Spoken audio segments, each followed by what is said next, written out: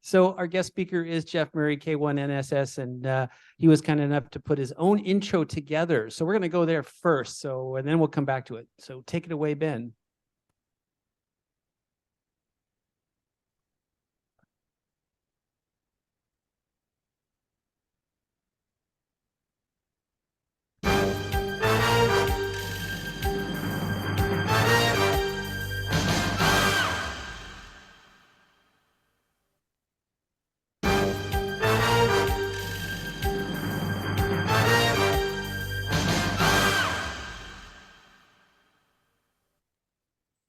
Good evening, all. Just to be clear, I'm the old man in glasses, amateur radio cartoonist Jeff, K1NSS. The other OM is my character, Dash the Dog-Faced Ham. Now, before we begin, here's some backstory. See, Dash was inspired by Max, my old wire-haired dachshund. Some say Dash Hound, right? Anyway, Max was my dear shack buddy when I got back on the air as K1NSS in 2005. 40 years since I was a kid ham. All right, so as I approached day job retirement as a former cartoonist on the side, I figured it was now or never to give ham cartooning a shot. So I drew my first Dash tune and put my dog-faced ham on the World Wide Web. And as Dash and I got to know each other, it was downright uncanny how much we had in common. Same polo shirts, same table lamps, most uncanny of all. For Christmas 1954, we both got the very same first rig, a Remco toy radio station. Remember Remco toys? Yeah, Dash got a Remco radio station, all right, just like me. But unlike me, by the 12th day of Christmas, Dash grew long, floppy ears. And it didn't stop there. Oh, no. By the end of January, young Dash grew a big old snout and a full white beard. But aside from that, just like me and a lot of future boomer hams, Dash began pestering TV repairmen. Back then, idiot boxes were always on the fritz. A TV repairman came around more often than milkmen. Sometimes, to get rid of you, they get real generous and hand out dead TV tubes. Winner, winner, chicken dinner. Skinny old ham. You know, Eddie, really old ham. There was something mysterious about those dead TV tubes. So mysterious, Dash decided to conduct his own research program with a claw hammer. Well, he was on to something all right, something big. And after sampling the gray dust inside, Dash said it sure didn't taste like chicken. And suddenly, for some mysterious reason, nothing was ever the same, ever again. First came the crystal sets. Dash borrowed library books last checked out when Calvin Coolidge was in the White House. He got hung up on all the old-time parts, too. Figures, huh? His local Monkey War did stock a big selection. Old school, new school, whatever. Dash was off to the races. Resistors, capacitors, tickler coils. Bring 'em on and look out. He blazed ahead, solder gun smoking. Shortwave, medium wave, long wave, nothing could stop him. Aboard his ocean hopper, he rocked his cast-off bedroom card table clear around the world, finally stepping up to a superhead in the basement. Naturally, Dash sent away to Popular Electronics for a pretend call sign. All right, so he was a certified shortwave monitor. But after all, it was his pretend call sign, okay? To round out his basement shack decor, he freestyled a shop class project, so he'd be all set the big day he became a ham. The written test was no big deal, but 5 whole Morse words per minute? It was do or die, or go CB. 10-4? He passed. Yet the hardest thing was waiting for his license.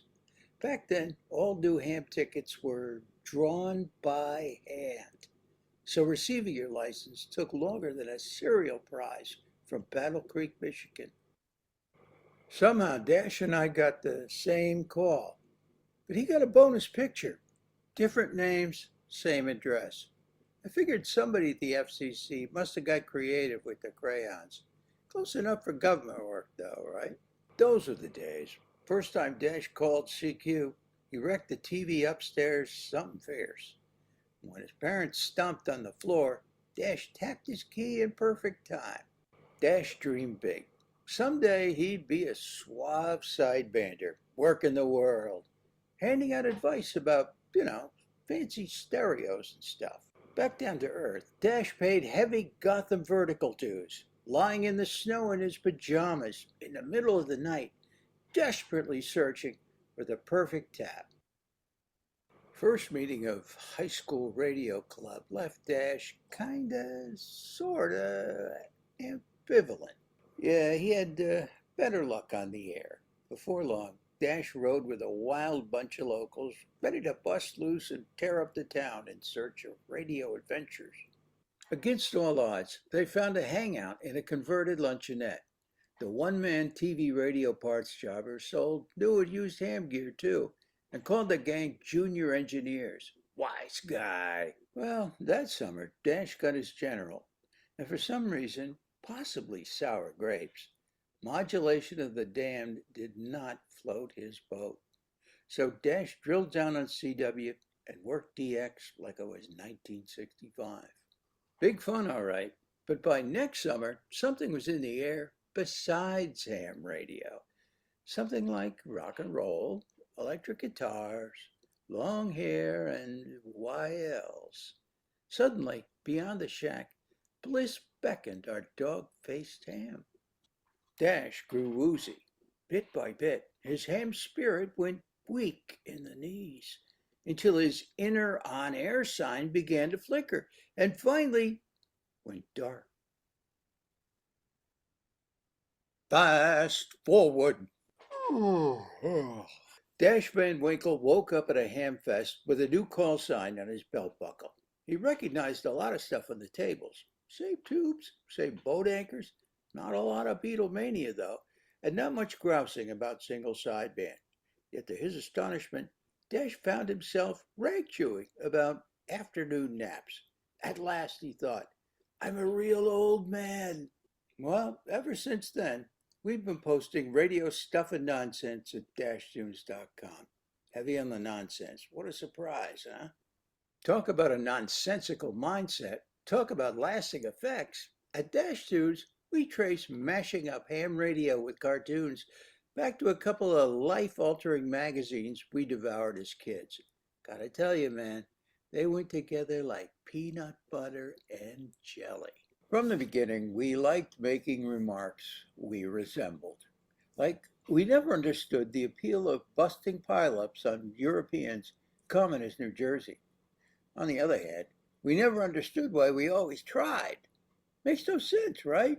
Perfect. Of course, we don't just rip on everyday ham foibles. Sometimes we get out of the shack and get surreal in the field. Like go to a ham fest and find ourselves a snack bar. I mean, what's a ham fest without a mustard stain, right? We just took it to the next level, down. Hey, great outdoors on the air is big stuff nowadays. And those fancy schmancy QRP rigs are all the rage. But we said, not so fast. We reached out and pushed back with boat anchors on the beach. Now, what comics aside, we self-published a couple of Dash graphic memoirs through Lulu.com. They cover his electromagnetic coming of age, warts and what all, including a bunch of scenes in this intro. When asked if our books would inspire kids to become hams, we say don't press your luck. On the other hand, if you grew up ham, walking 5 miles to school in the snow, they might well resonate.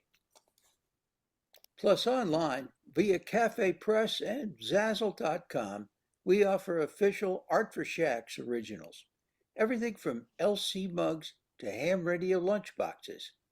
Yeah, hardly ham swag as usual. Where's the fun in that? Finally, some years ago, we stepped back from freelance ham graphics to focus on our own stuff. Smell the roses and spend more time with our honey-do jar. We remain staff cartoonists for the K9YA Telegraph, honored to draw their annual holiday cover, plus a monthly tune feature for what I consider amateur radio's premier e-zine, affiliated with a real Chicago ham club. The Telegraph is a labor of love, fact-filled, fun, and free, packed with ham lore and radio history, both technical and personal, written by and for hams, avidly read in over 100 countries. The staff is always looking for new stories, so look them up and see how you might get published. Well, we hope you enjoyed our opening. Yeah, sorry, no wine or cheese or crudité. Just a rogues gallery of faces for radio. Just monkey business we call art for shacks. Any questions? Dash and I turn it back to you, Mr. Vice President. KC6TYD. This is Jeff, K1NSS. I'll copy, Rob.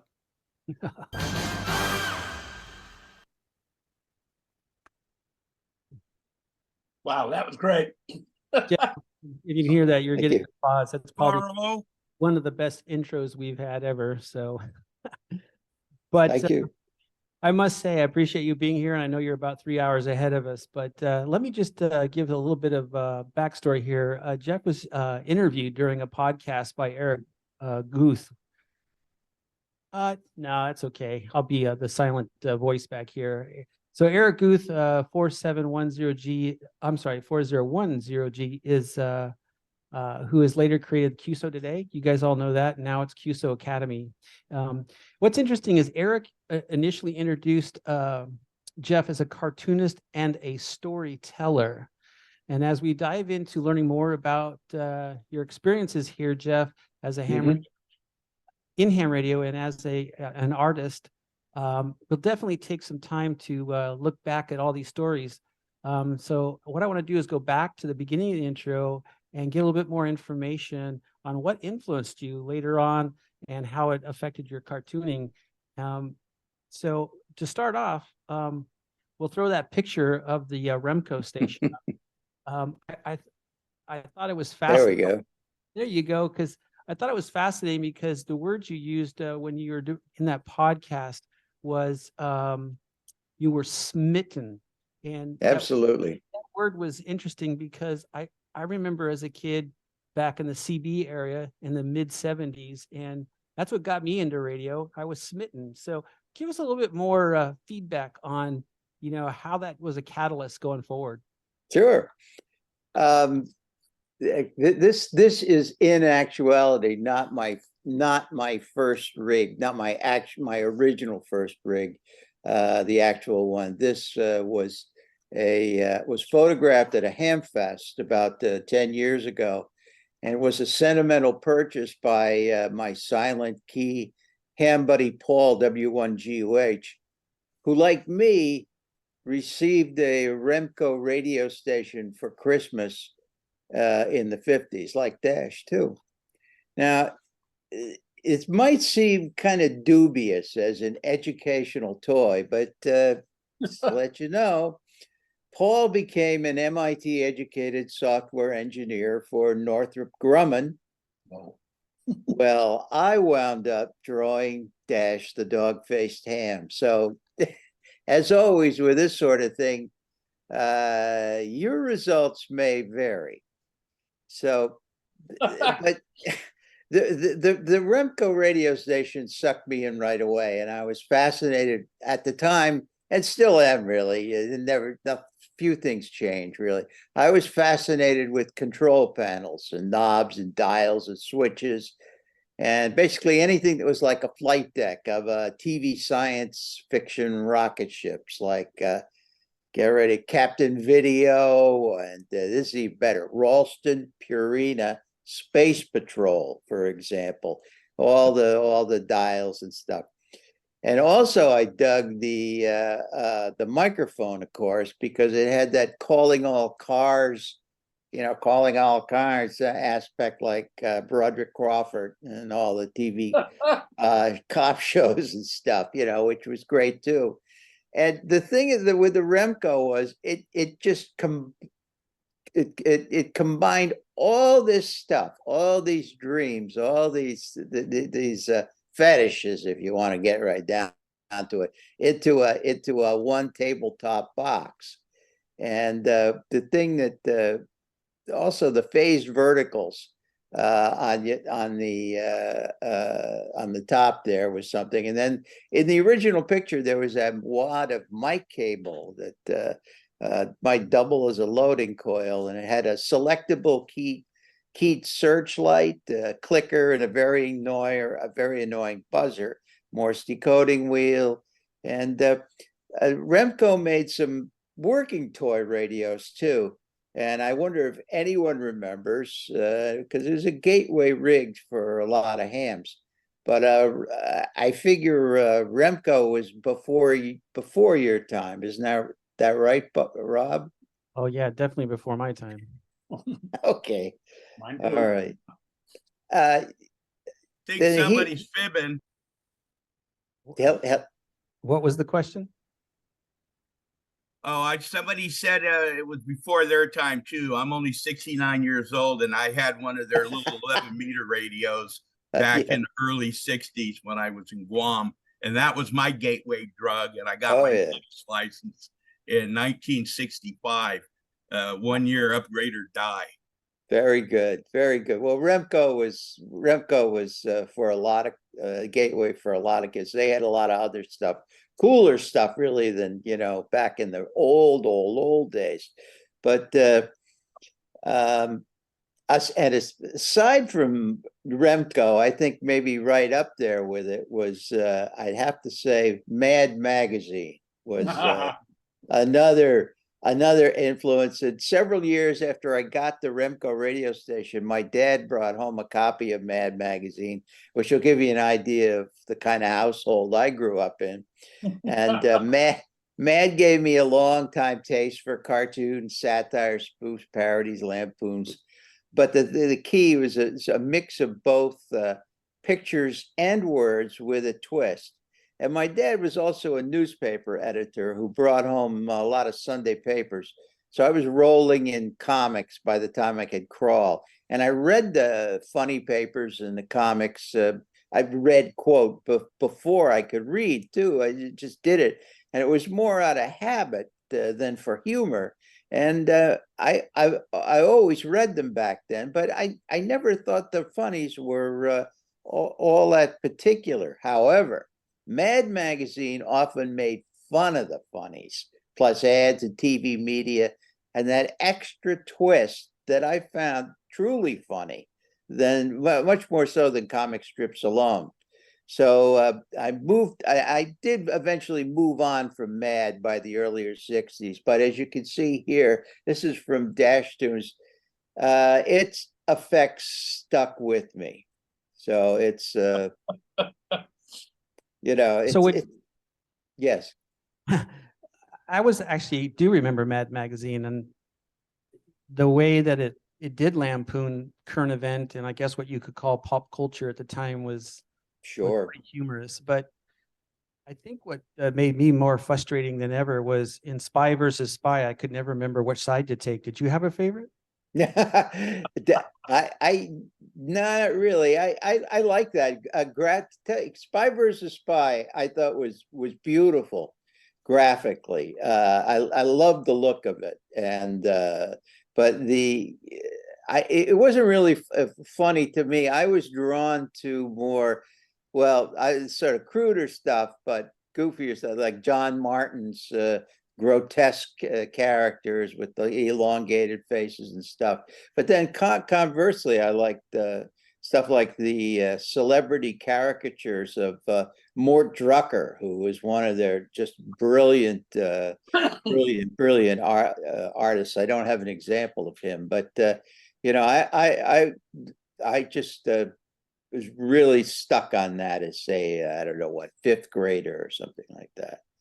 And it just never, I was, when I started getting into radio, I kind of moved away from Mad. It's kind of one of these transitions. But I remember Mad fondly, and they impacted a lot of people. By the way, I moved on to Rocky and Bullwinkle. There you go. So Jeff, But you yes, you mentioned that you started to build some crystal sets, and it was the Night Kit Ocean Hopper that you got your hands on during the Cold War, and how it sealed the deal, and you were hooked on radio. Are you able to elaborate more on that? sure. The Ocean Hopper. The reason I got the Ocean Hopper was, and this slide here, I when I started building crystal sets, I think I was Articles in Boy's Life or something like that at Foxhole Radios with the razor blade that I tried, couldn't work. So I went to the library and got a books. I found in the library there were a lot of old books, from like the 30s and stuff. And I really got into the whole look, and I think it had something to do with like the Frankenstein lab kind of things, and this whole Baroque appearance of the components, and the fact that they were component level. So when it came to picking a regenerative receiver to build, I glommed right onto the most ancient looking one, which was the Ocean Hopper. If you could move the slide. Actually, this is more of the old kind of stuff that I got in. I was reading like the Alfred Morgan books. There we go. There's the Ocean Hopper, and it has the plug-in coils. That was key. It has the plain vanilla front panel, but the killer thing to me was that trap door on the thing, because that combined with the name Ocean Hopper, which was like something out of the 30s, and I think it was actually, but it reminded me of a hatch cover, like on a pirate ship. And I'm, looking back, I think all that thing needed was like a pirate. I mean, like a cutlass, an accessory cutlass, and a parrot to go with it, which they didn't have. But the loading coils were good enough, and that was my first real shortwave radio. I loved it. I just loved it. This is my actual shortwave monitor station as it started. I point out I still had the same table lamp that I had with the Remco. It's sort of hand-me-down furniture from before. But here is my Ocean Hopper with my homemade calibration on the thing, because it had no dial markings. And there's my things, and there's my certificate from Popular Electronics, which handed out these pretend call signs for shortwave listeners. And so I was WPE2GEP. There's my homemade display sign there. And I think I realized I was going to run out of space on the piece of masonite, so I made the two real little too. But these are the kind of things you got the time to deal with stuff like this at 13 or 12 or whatever. I love it. It really takes people back, and I'm sure that people who grew up along with you in that area, their mind is starting to like, oh yeah, I remember this stuff. Now you have to tell me the Popular Mechanics call sign. You just sent in like a request, a letter, or yeah, I think you sent him a quarter or something like that. I forget what it was, but and you sent it in, and it was Popular Electronics, and it was sponsored by. They had a shortwave listening column, and it was just a way to involve people. And you would get, you send in your quarter. It's like a cereal prize, and you send in a quarter, and you get this certificate that's suitable for framing. I spent a great deal of time on that frame there, and it's signed, by the. Well, I said here it's signed by the Easter Bunny and the Tooth Fairy or something like that. So, but it's it lends, gives it an air of gravitas, I guess. You want for your corner of your bedroom in 6th grade or whatever, 7th grade. But that's the genesis of where I was actually listening to HF right there. I love it. Now let's move on to other Sure. influences.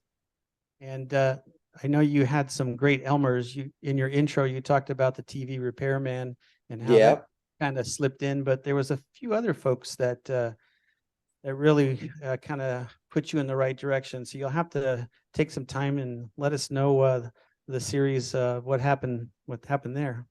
Well, yeah, sure. I'm glad. And these guys, these are not their names, but they're close. And this guy, the guy on the left, Ted, gave me my novice test, and the guy on the right gave me rides to the Utica Amateur Radio Club, where I, I was a member, and both of them lived several houses away in different directions, this is important because an important detail of the times. This would be like the earlier 60s.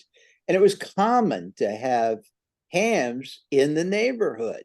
I mean, they just be there, and they have their, some would have big antennas, some wouldn't. And anyway, so I went to Ted because I was listening to him on the Ocean Hopper, and found out all this stuff about him. And I started studying for my novice thing, and I had to get somebody to give it to me. That time you could go to a neighbor ham in general, and he'd give you the test. So he called, I went over there, and I was a very shy kid, a bookworm, and so I was real nervous going over there. I had no idea what he was going to do, but he said, yeah, come on in, I'll show you this shack. So I did. Like Dash, he had we were similar experiences, and he said, "Okay, so we got down in the cellar, and it's incredible. He's got the Hallicrafter Super Skyrider. He's got the RME pre-selector there, and then he had a telephone rack transmitting setup. I'll never forget. It was an 813 modulated by a pair of 811As." 500 watts, and incredible audio. And he built that all himself. He was a steam fitter for GE at that point, and he showed me this thing. And I just went to the moon in this thing, because as he went on the air a little bit, made a few contacts, and as he talked, the 866A mercury vapor rectifiers in the power supply would pulsate as he talked, and it would. This is Frankenstein's lab, and he was my neighbor. Frankenstein's lab was my neighbor, so it was terrific, And talk about smitten. Well, that just sent me over the moon more. So anyway, I got my novice through him, and then there's kind of a switcheroo with Jack, because Jack was an industrial electrician, and this smart guy. He wanted to be a ham as a kid, and of course he had all the theory and everything down. I think it might have been in the 30s or something like that, and he had it all down, but he just had a block against the code, so he never got his ham ticket until about the time I did. And his code, he was very sort of halting and slow on the code. So we would have QSOs, just rag shoes, and and I kept it slow and just talked about different stuff. And so I kind of Elmered him. And this is like I was Elmering an adult, like a really smart adult. This guy was brilliant, and but I could help him, and that really it really built my confidence a whole lot, and I felt really good.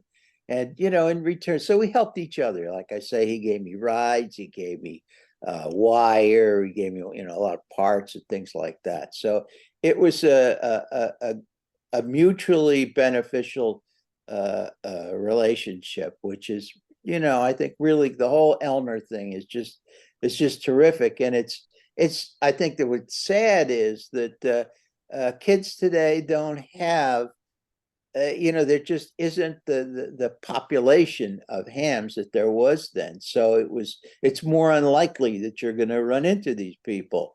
And, very, very friendly, very, very giving people who would talk to you as much as possible on an equal basis. And it's a time, you talk about people being perpetual, nowadays people talk about, perpetual adolescence and stuff like this. And at the time, I didn't really want to be a kid forever. I wanted to, be a grown up in a way.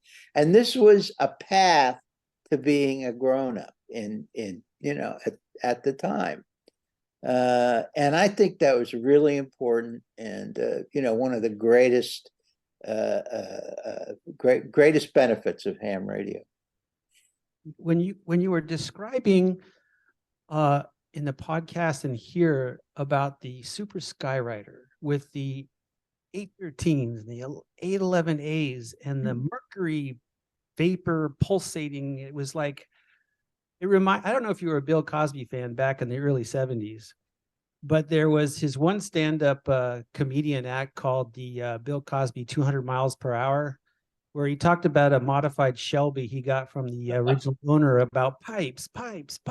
And your excitement when you were talking about these made me like curious, and I had to look this up. So for any new hams that don't know about this era, it's really impressive. That mercury pulsing thing, maybe you can elaborate on that, because I could imagine that made your room during the dark time very pretty. It did. I mean, it was very dramatic, and you have all the other period equipment. I never had anything like that in my station, but at Ted's, it was like a throwback to another world. And I mean, just the name of the receiver, the Super Skyrider. It's like, whoa, it's like, I just think of so many things, so many romantic things. I think of Ghost Riders in the Sky and all that kind of, it was incredibly romantic, and just, made me say, I want to be part of this world. And I love the throwback aspect to it, but I loved, like the S lines and that whole world too. And I got to, know some hams who had gear, contemporary gear as well. And that was that was exciting too. But something about the old stuff just grabbed me. And another thing that you helped me learn there, Jeff, was the term plate modulation. Mhm. I never heard that term before, so thank you for that. I had to do some research. Well, yeah. Well, that, of course, there's, so many subcultures in ham radio, and I know a bunch of guys who are very, very serious AMers and run. A bunch of them have old broadcast transmitters, AMs that have been modified for the ham bands. And the iron that some of these guys run is just astonishing. And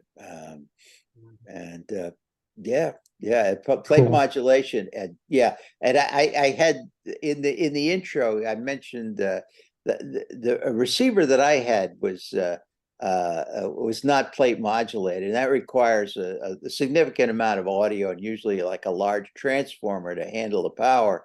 But what I had was a Heathkit DX40, which had a kind of, it's called carrier control cathode modulation. It was like this cheapy kind of way to put a kind of an AM signal on the air, but it did not have anywhere near the punch of proper plate modulation. Damn it. Fascinating stuff. All right, well, let's kind of move forward and Sure. kind of start getting an idea when you kind of discovered this talent of drawing. And I think you used the word drawing is magic. You can elaborate on that. And I want to add, I wasn't an art kid, and I was not especially talented. What I actually created this pretty recently, but I tried to sort of duplicate the feeling of the kind of stuff when I was just getting into radio, and I was drawing this stuff on my notebook. And I got a little piece of a bad, horrible copy of a Don Martin cartoon from Mad Magazine, and then I'd have these nonsense schematics, which I just drew like a obsessive compulsive thing, and I would just I'd cover my notebook cover with them and stuff like that. This stuff, it just gets in your brain. So I was drawing these drawing schematics, but I doodled. I copied stuff out of Mad Magazine stuff, but I was not an art kid, and I did not really have I'm not a natural. Is what I'm trying to say. I don't know. In this little sketch here, I can see there's a face, and then the coils look like fingers, and yeah. And you had there. I love it. Well, thank you. I was trying to evoke that kind of crazy. I don't know. It's like you're sitting there, and the teacher is doing diagramming sentences, and I can't look at this. And I would, you could doodle on a piece of paper and look like you might be doing something, and you're just doing this complete nonsense. But it applied, because eventually I started drawing like Colpitts, Hartley, some of the basic oscillator circuits, which you had to learn and be able to draw for the general license at one point. Oh. So it built up to something practical, at least to as far as a ham license go. But I've always been not paying attention has been my specialty for a long time. Me too. Yeah. But I was always interested in cartoons. I followed the quote underground comics in the late 60s into the 70s, and I tried a little harder to draw, and I wound up doing a sort of freelance cartooning on the side for a bunch of alternative weekly papers. I don't know if that you might know the San Diego Reader. I think they still publish, but there were other ones in different cities, in New York Press in Manhattan and Baltimore, DC city papers. They were weekly papers, and there were they had their own sort of whole group of new cartoonists, a lot of weird stuff. That's where Matt Groening of The Simpsons, he had a strip called Life in Hell that was in a lot of papers and stuff. Oh, yeah. I wasn't that successful, but I was in a few papers, and these are a couple of my characters. There were Toady and Mud Puppy, and they were a couple of anthropomorphic amphibians, yuppies, and that was like the mid 80s, and they were the people in my life, at the characters in my life, and it's before Dash came on. At that point, I was well beyond. But I was not yet K1NSS. That's the deal with that. But if you go on to the next picture, I did do, while I was doing the Toady cartoon, I did do one which was about the ocean hopper, because it was, again, a profound experience. And I really didn't give a damn whether anybody knew what I was talking about or anything. The usual people who read weird cartoons were not, as a group, probably into technical stuff and, kid hams or anything like that. So, but I just wanted to do this because I thought there was something there. And I don't know, I won't get into reading it all, but I mean, it said it came as a kit. intoxicatingly obsolete. And that was the emotion behind it. And this is a time when a lot of the radio parts were, I mean, they was made of stuff that was, in the old days, the radio parts, it was made out of stuff that was dug out of the ground in some cases. I mean, right out of the ground, like a crystal of galena and mica, just little sheets of mica, and raw copper. And, I guess, politics, in the Cold War at the time, listening to Radio Moscow, it was like, you kind of tell that to people in school. Like in the 6th grade, they say, what are you a communist, or you talking to Khrushchev or something like that? Khrushchev was the, didn't help with my name being Jeff too, because then they could say Khrushchev. Oh, okay, so yeah, but it was cool. It was cool to me. I felt like I was through this old time radio. I was beginning to become a part of a very large world. I mean, in my bedroom, which was, has a kind of a comic aspect too. But your imagination as a kid, you're sitting in your bedroom and your mind can be anywhere. And radio is the way that I got there. So that was my first radio cartoon. I'm going to try to use the term juju voodoo. Yeah, I love that one.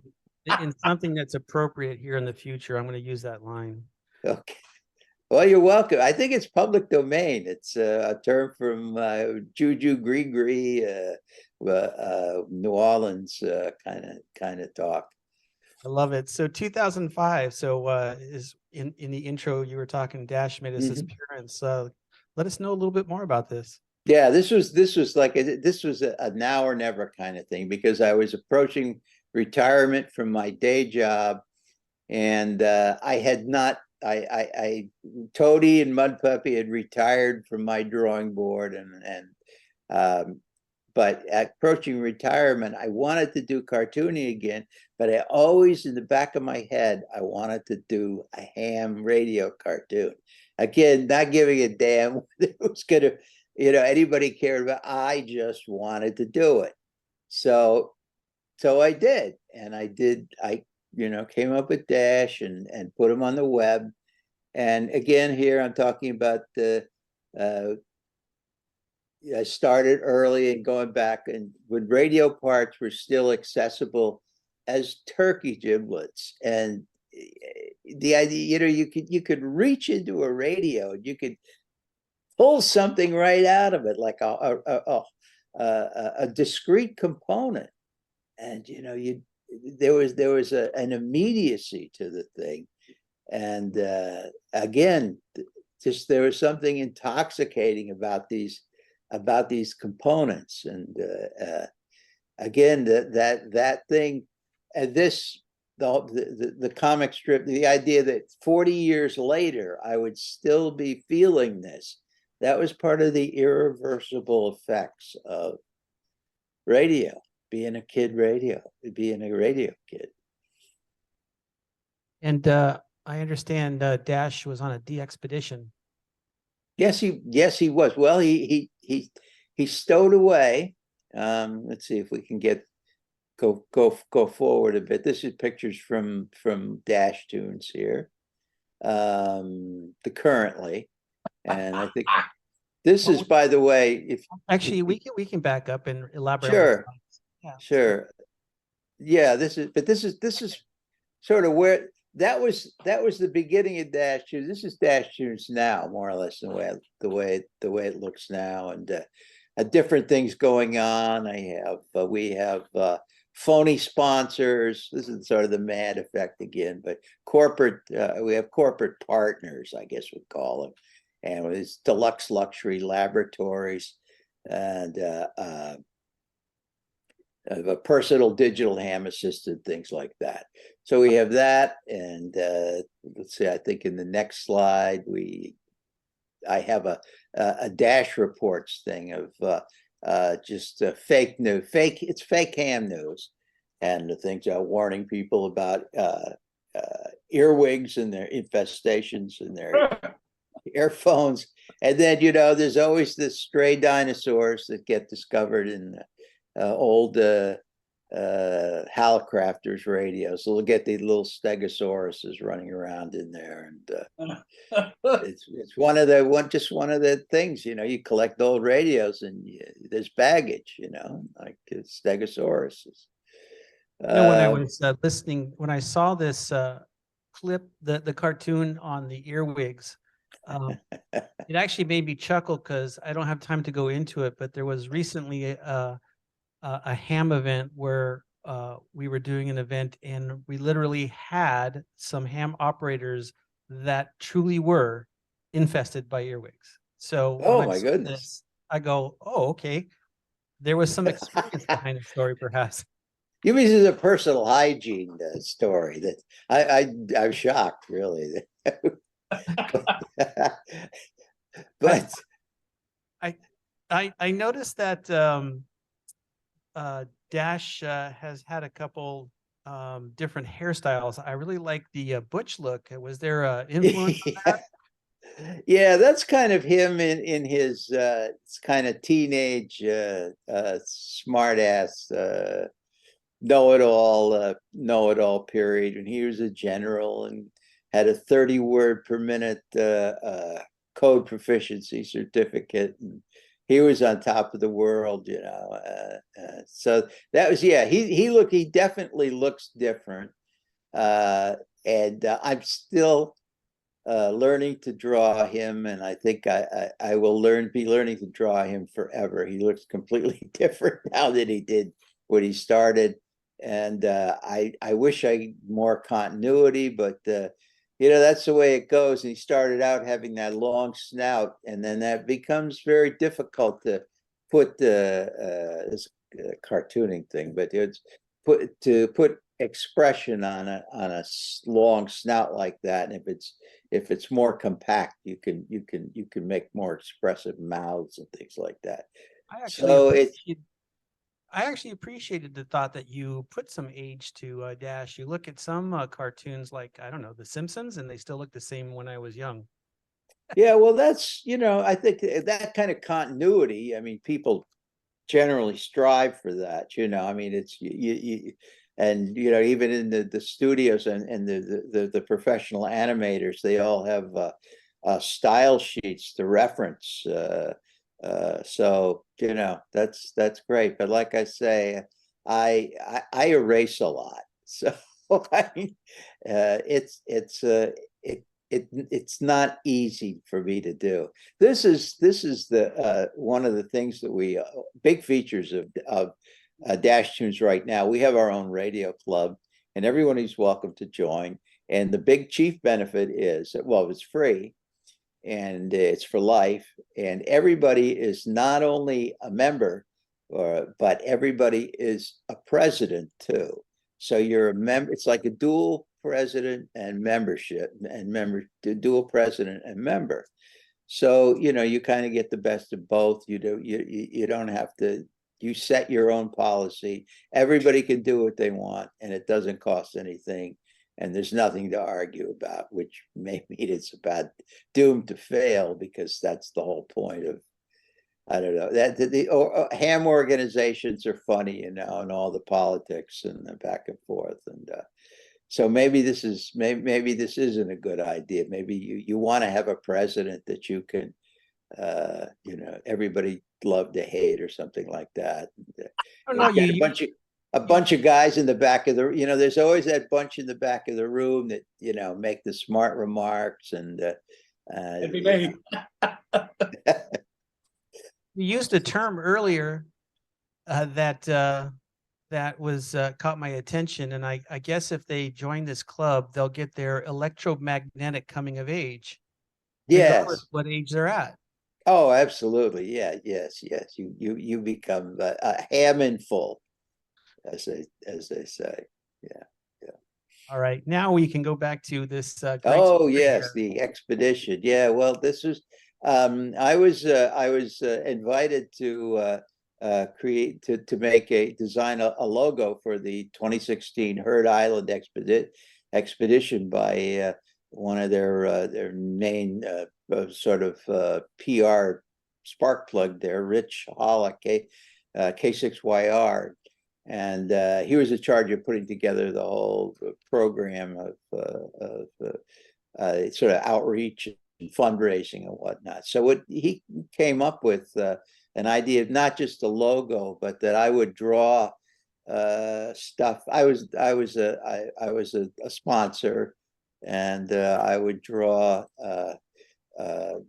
sort of stuff for fundraising like this jump, and I would also do periodic drawings leading up to the expedition, so, as a holiday stuff.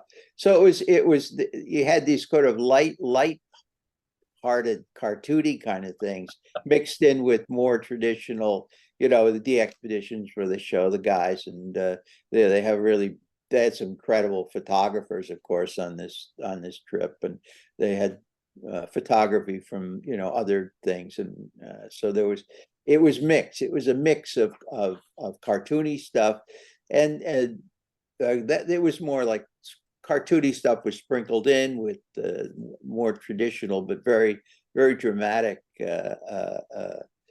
photography as well. So I thought it was unusual, and it was really fun to be a part of.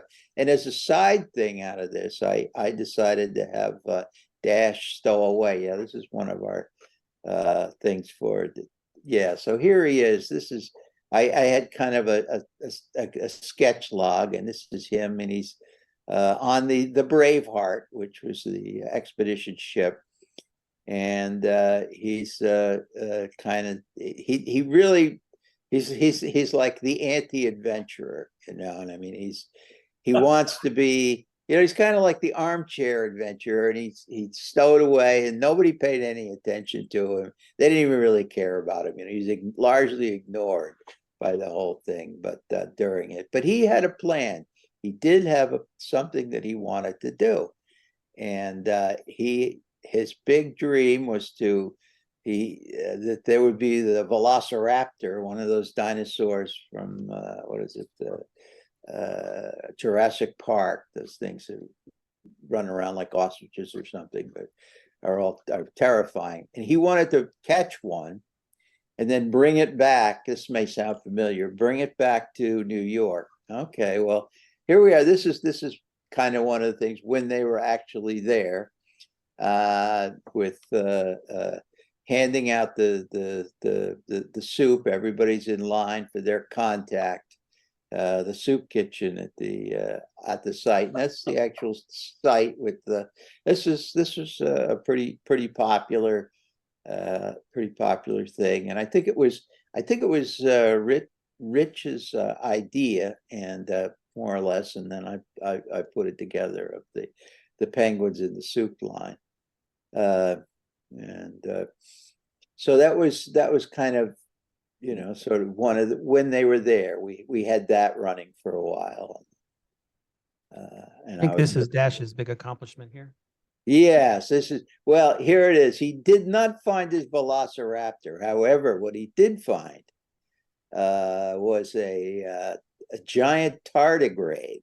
And the expedition science team actually went there to study these things, and they're tiny. They're usually microscopic, very microscopic.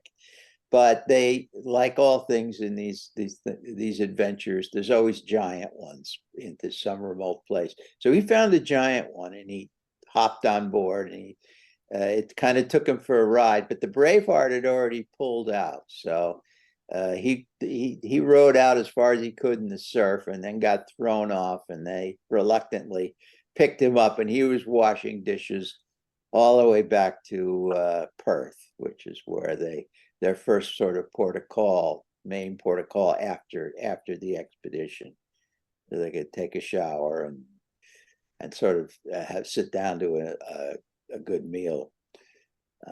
So that was a all around adventure, and I probably one of the biggest kicks of my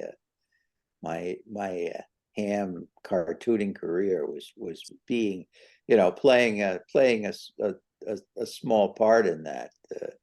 I had no desire whatsoever to go and sit around in penguin guano for weeks on end for day, in a tent. That does not appeal to me. But sitting back at home and drawing silly pictures about it was the greatest. Well, who knows? Maybe Dash will be invited to another D expedition someday. Well, he has been along to some to Oh, others, okay. but as a form on he went along as a more as a picture. I don't know if you remember the whole garden gnome thing. There's a Travelocity or whatever, and people bring along the thing and they take a picture of it. Well, he's been to South Sudan. I've known some people who do a lot of traveling. They took his picture to South Sudan when there was like first came as a brand new call sign in the mid to 20 teens or some kind. So he's been there and to some islands in the Med with an Italian team. They had his picture up in their shack on this island off Marseille, and so he's been around. I think I see a trend. Instead of Elf on a shelf, he'll be Dash on a shelf. Yeah, well, he's definitely on the shelf at this point, but All right. yeah. So you've got some Dayton stories for us. Dayton stories. Oh yeah. Well, I started there when I did after I did the second book, I did the rollout on the second book. I became a vendor there and sold. Yeah. There's the thing, and one of the things that my promotional giveaway was dog bones. Get it? I gave away genuine ceramic dog bones, signed and numbered. But I wanted them to be useful. You could actually take these and you make a dipole or inverted V or whatever about them. So if you bought a book, you got a free bone. And for people who didn't want to buy a book, I sold the bones pretty much at cost. So there are Dash dog bones all around I think so maybe in some different countries too, but yeah, in England, I think there's some, but definitely. And they're out there, and some of them are people actually use them, and some of them just keep them as tchotchkes and stuff and whatever. But I love the idea of, I think there are probably about 600 of them all together, and I went, over the years I would do the Hamfest, more local Hamfest circuits too. So they're pretty much all gone now, and I only have a few of the originals. But Like you've done some artwork for Alpha. Yeah. I did. I was hired by at that time Michael Seidman, who was the president. That was his title of RF Concepts, and he saw some of my cartoons. He liked them, so he asked me to contribute to do a sketch for this signage that I did the line art, and his Crackerjack graphics department did the photographic background and work and the typography and everything. And so that was pretty cool, to be have a big picture up like that, especially with Alpha, because all the cachet of the name and it's that's sort of the other end from the old Super Skywriter. This is a sort of modern aspect of it, the Alpha, to be associated with that. And I also did some other cartoons for the RF Concept website that were there for a while. And I think Alpha has gone through a number of iterations since then. I think they, um, I'm, I'm blanking on it, and it was the Tentec, I think, purchased them, and then Tentec was sold. So it's kind of a long and winding corporate road. This is some of the other, this is something I wrote about, Dayton. The Dayton thing, and which condiment do you? We're kind of back to the mustard stain again, but that was always there was something apocalyptic and about the flea market at Dayton. This is the old Dayton, at the Hara Arena in the parking lot that was, a lot of it was kind of busted up, blacktop and stuff like that, and it just had this, Mad Max almost kind of aspect to it. But and I was there. One year I was a flea market vendor, and it gets it's cool while it's all going on, and then you get that time it's Sunday, I guess, is when it begins to taper off, and people begin to pack up, and it begins to get very sort of ghost town, and you almost expect to see tumbleweeds coming by.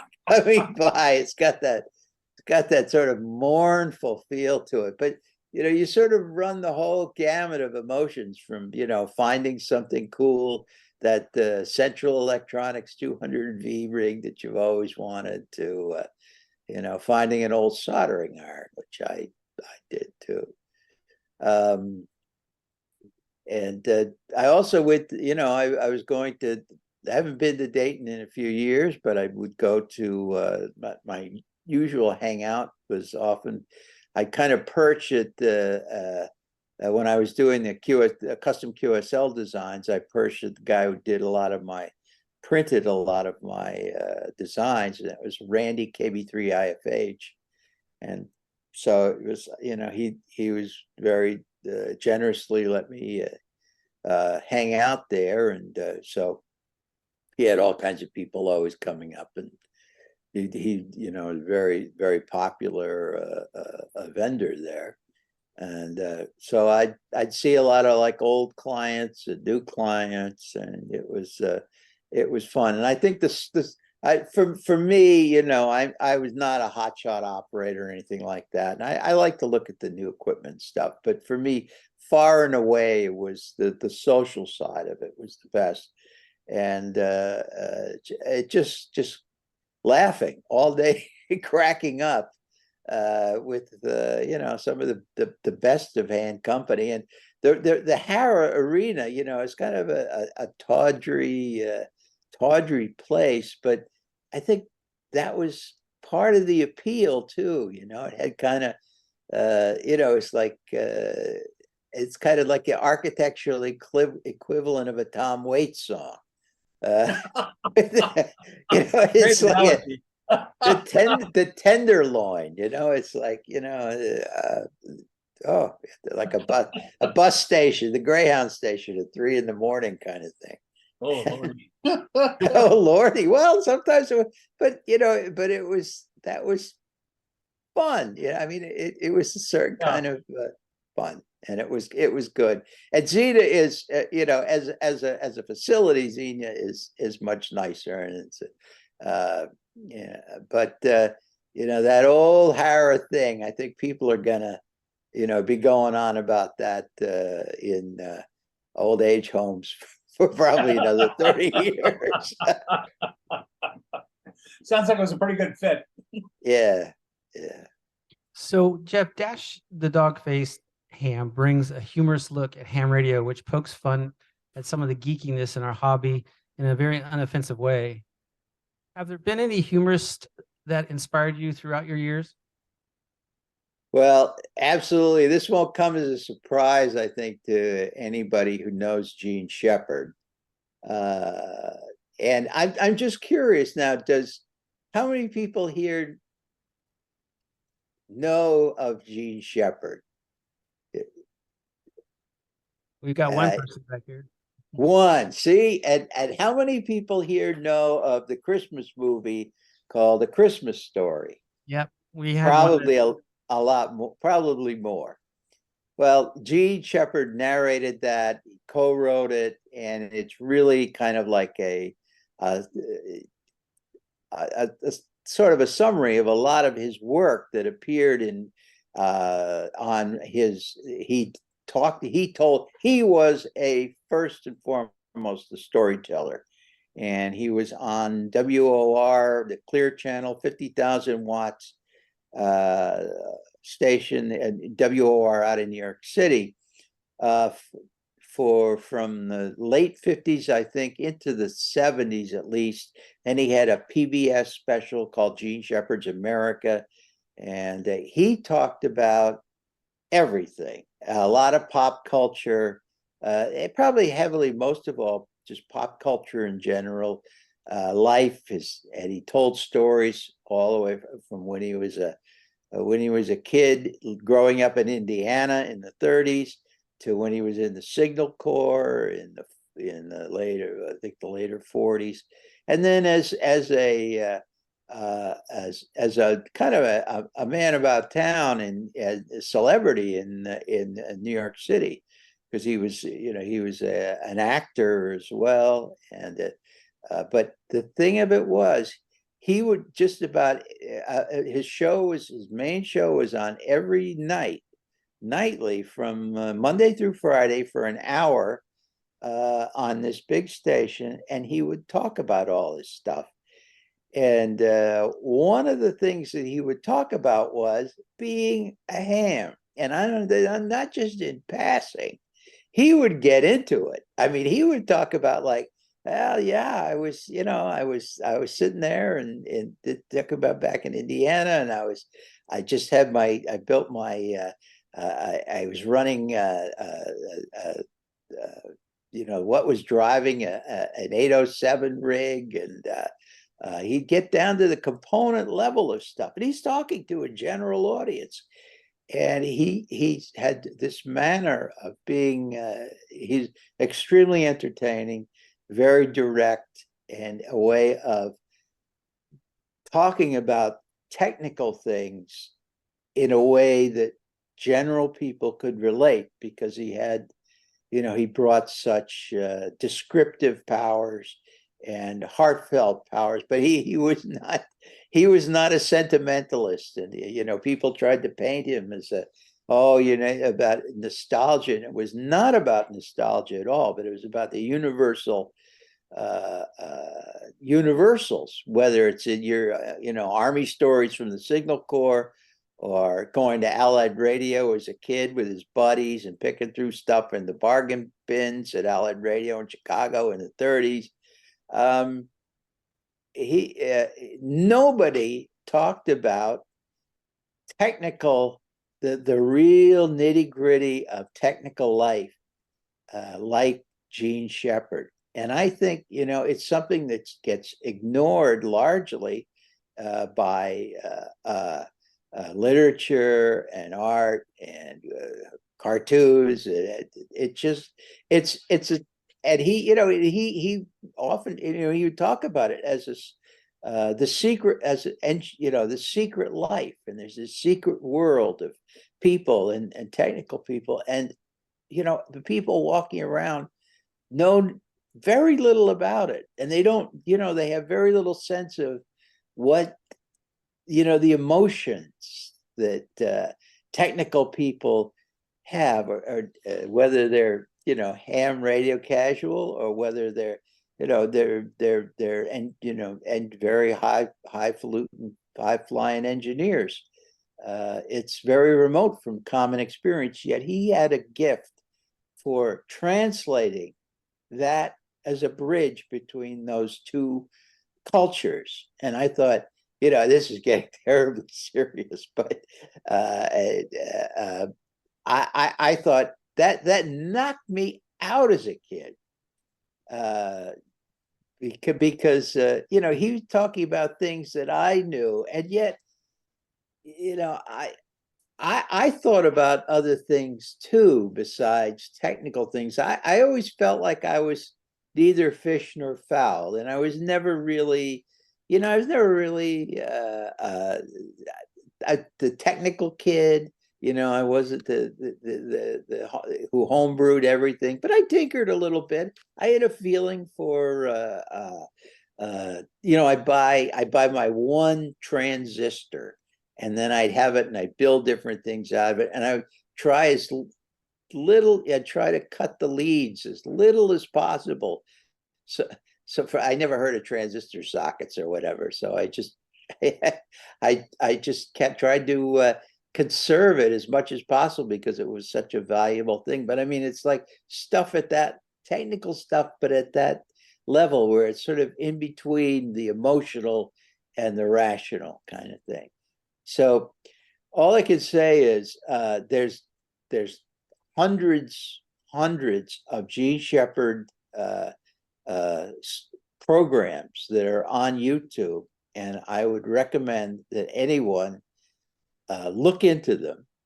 And whether it's you happen to find the ones that he happens to get into ham radio, or all the other things that the many other things that he gets into,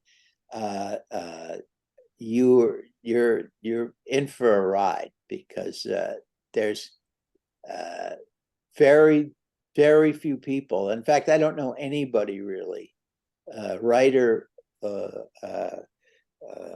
artist, whatever, who's ever done quite what he has done.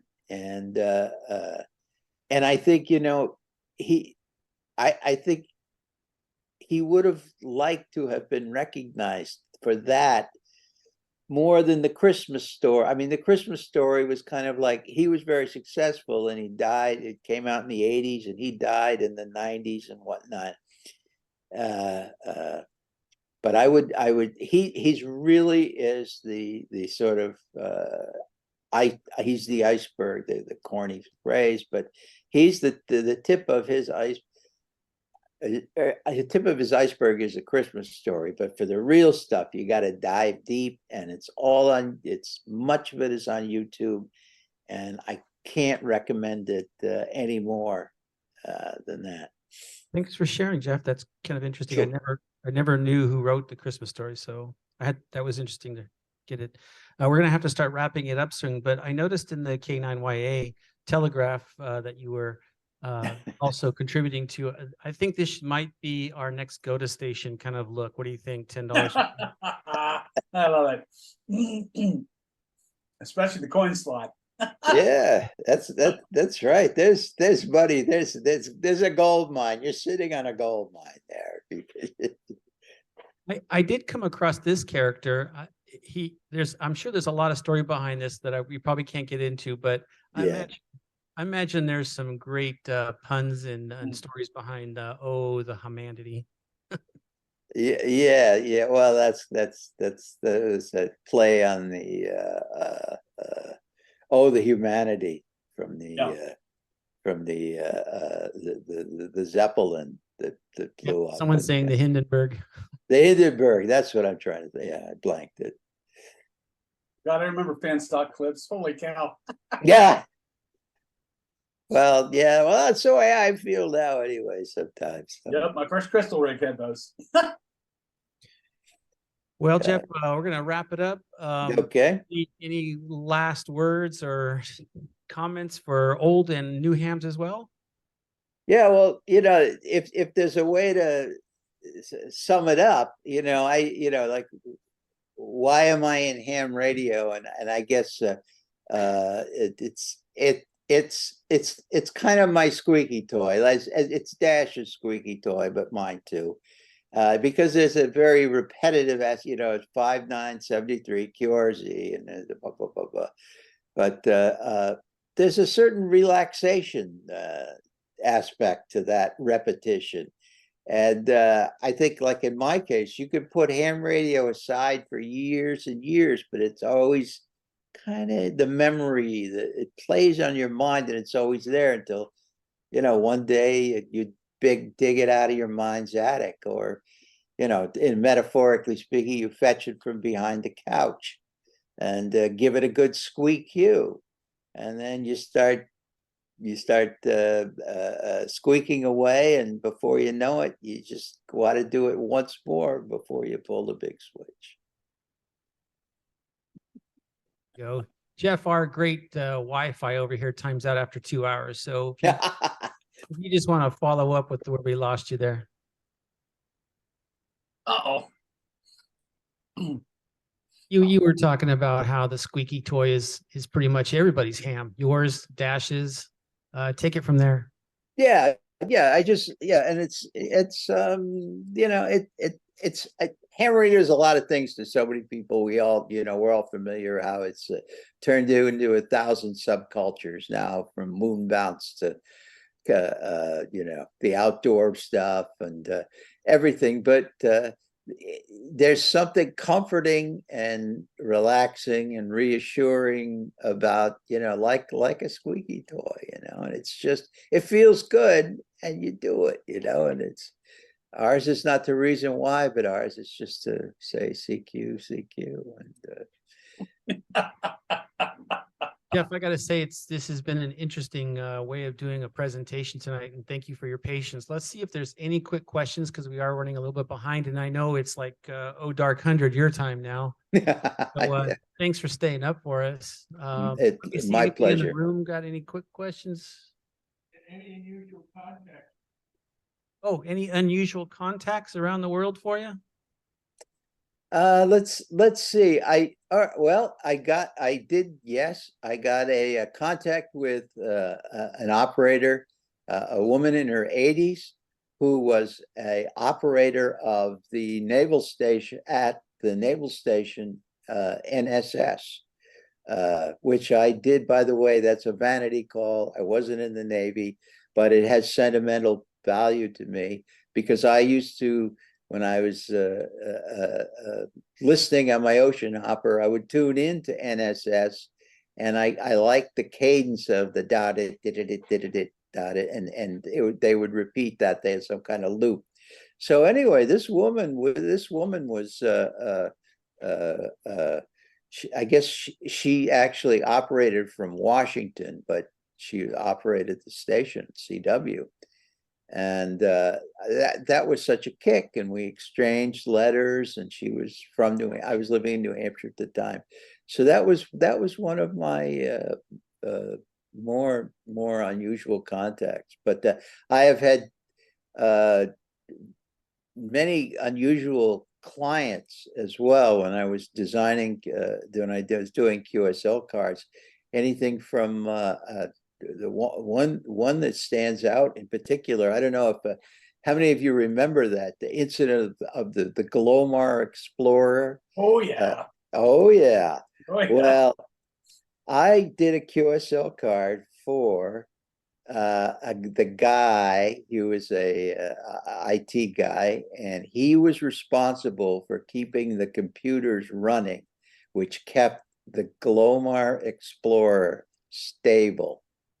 Now, the thing is, he was not on when the Glomar Explorer was pulling up the Russian sub in the Pacific from God knows how deep. He was not aboard. He was what happened was the CIA got the ship. They bought the ship. It was for offshore drilling, very deep water drilling, and that kind of thing. And they retrofitted it to get this sub, actually. And so it was taken out of private service. The government had it for a while. Then the government sold it back into service, and he was on it when it was back in commercial service. But so I drew the Glomar Explorer. It was like I actually did a 3D model of it, and then did it from the perspective of a helicopter leaving the pad. And I think I had 73 on the helipad or something like that. The idea was he was retiring from service from his job, and I think he worked for some one of the oil company or something like that, retiring in the Philippines. So I got to do that. And then another card job. I actually did a card for the guy who got Gene Shepard's call, which was K2ORS. I did sort of my heroes, but it was for the guy who got the call after Shep became Silent Key. And so that was fun. And he had the picture of I don't know if you remember the Gotham vertical with the kid in the pajamas and with doing the loading coil tap.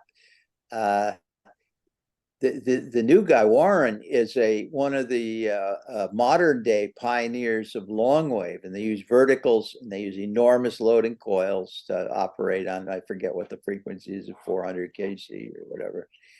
And he said that grabbed his he loved that picture. So that was out of the book, and I don't normally put dash in the book, but the temptation was too great not to do a card for K2ORS, even if it was the successor to K2ORS, because given Shep's long ham career in the associations, and that Warren is a modern day pioneer as well. So I thought those are ham radio, and the graphic thing has brought me in touch with some incredible people from all around the world, and both famous people, famous hams, and then just everyday smooth operators.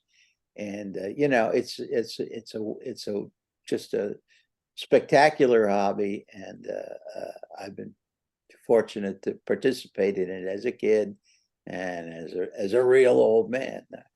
Jeff, I appreciate all the time you did to put this together. Oh, looks like Joe's got a question. Joe? Yes, Yeah, sir. well, when he started talking about the Glomar Exploser, that thing was here in the Bay before it left. My dad was a master ship fitter, and he was in charge of SRF Mare Island, and before that SRF Guam. And he actually went on that ship for the recovery. It was purpose built Wow. to recover that submarine. That's by right. Howard Hughes down in Long Beach, and then they moved it up here to get it ready. My dad was Admiral Rickover's boss. So when I was a youngster, I got to meet Lieutenant Commander Jimmy Carter. Because he was Rickover's aide de camp, and I've been a Republican my whole life. I got invited to Carter's inauguration when I was stationed at Fort Meade because he had known my father, and he really respected my dad. And that too bad he died in '70. He would have been so sad though to see this. But to get back to the Cartoonist thing in Mad Magazine, Dickie DeBartolo is still alive, and he's down in Los Angeles. He does podcasts on YouTube all the time. He does the gadget thing still, and Mad Magazine has been reincorporated in LA, and he's still drawing there. And I think he's the only one of the original Mad artists that's still alive. Yeah, there are not many. I'm not a mad scholar or anything like that, but I know there are a few. I think Al Jaffe died not too long ago, but yeah, it's a small crowd. It just had I think it had an enormous effect on not just people who like to draw, but people who like to be funny, who tried to be funny. I know cartoonists, and everybody sort of goes back to, they're old enough, they go back to Mad. Oh yeah. Remember it all fondly. Jeff, once again, thank you so much for taking your time. And I think everybody enjoyed your presentation. And Yes, thank you. Well, I enjoyed giving it, and I thank you for being so welcoming and receptive, and making me feel comfortable, and gassing on here about all this old stuff. well, when I said that you were a storyteller, they know why now. So yeah. Last you're welcome question to from stick the around. We're gonna probably be taking a little break here, and then we've got some other business. But once again, thank you so much. One last question, Rob. Yes. Make it quick or they're going to kick us out pretty Thanks. soon. Jeff, when and where are you on the air? I'd love to work you. I'm not on often. I'm often on in contests, primarily like sweepstakes, probably that. Okay. And unfortunately, my CW is not functioning on I have an ICOM 718. It's about I don't know, 16 years old or something now. It doesn't. So I can only do a sideband, and I'm just, I'm 100 watts and 100 watts and yeah, 100 watts at a what is it? Okay. It's a mighty fine jump. Oh boy. Okay. Yeah. Yeah. Is that an iambic or you got yeah. Oh yeah. And because I have neuropathy and I could barely hold the key or feel it, I went and bought one of these. Oh, okay. So I can program it. But Right. I ain't had a keyboard that old in 15, 20 years.